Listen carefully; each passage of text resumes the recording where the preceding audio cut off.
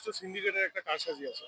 কারণ বাইরে তেল 200 টাকা লিটার, 300 টাকা লিটারে বিক্রি হচ্ছে, কিন্তু এইখানে পাওয়া যাচ্ছে না। তো এটা অবশ্যই সিন্ডিকেটের একটা পর্যায়ে পড়ে গেছে। তা আমরা মোটামুটি ভোগান্তি শিকারে আছি। মোটামুটি এখানে আধা ঘন্টার মতো দাঁড়ায় আছি, তারপরেও পর্যাপ্ত পরিমাণে তেলও সরবরাহ করতেছে না।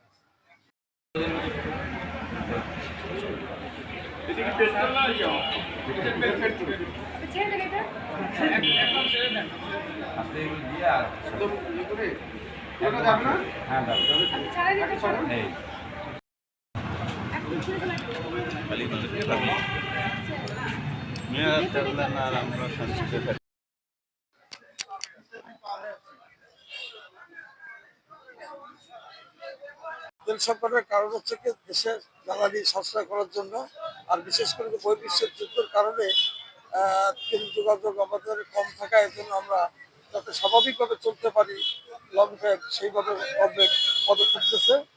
এই জন্য তেল আমাদের তেলের দাম বাড়ে নাই, কিন্তু তেল মজুত আছে। এই জন্য আমাদের সাশ্রয় হতে বলছে।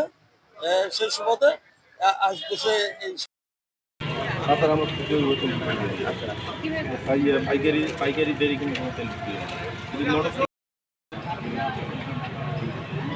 এই মাসে টোটালি আমরা 20টি পেট্রোল পাম্প আছে। আমাদের দৈনন্দিন চাহিদা ইরিগেশন এই পিরিয়ডে 4 লক্ষ লিটার, কিন্তু তার বিপরীতে আমরা প্রতিদিন 50,000 লিটারও পাচ্ছি না কুড়িগ্রামের এই 20টি পাম্পে।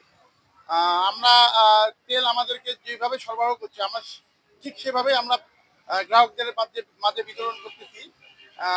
সামনে তেল আমাদেরকে পর্যাপ্ত সরবরাহ করলে আমরা পর্যাপ্ত সুন্দরভাবে আমরা বিতরণ করে দেবো।